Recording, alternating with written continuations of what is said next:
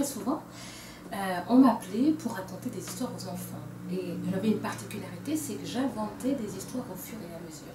Je demandais aux enfants qu'ils me donnent les ingrédients et je répondais à une question très précise qui était un petit problème de la vie quotidienne. Un tel ne voulait pas dormir, un tel ne voulait pas manger, on ne voulait pas obéir aux parents, voilà. Et j'avais tous les ingrédients du conte. Le conte, vous savez, c'est un parcours avec une transformation et je travaillais beaucoup avec les enfants, avec mes proches autour de ces contes. Ça, c'est une de mes premières interrogations. L'autre interrogation, c'était que lorsque j'ai été directrice de clientèle dans une agence de communication que nous avions fondée, mon conjoint et moi-même, je devais écrire sur ces entreprises. Et il me semblait que je manquais de matière. Plus précisément, l'entreprise n'était pas incarnée, je manquais de chair, véritablement.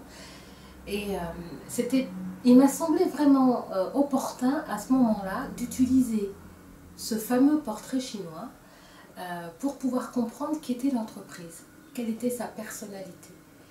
Et puis, je suis passée de cette compréhension avec ce portrait chinois classique que tout le monde connaît, à un travail qui était un petit peu plus profond, puis qui s'est révélé extrêmement plus profond, autour de la congruence.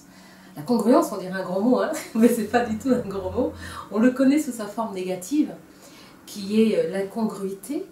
Et moi, ce qui m'a intéressée, c'était autour de différents items, de valider et de questionner la signification des symboles et l'équivalence des symboles entre eux. C'est ça la congruence.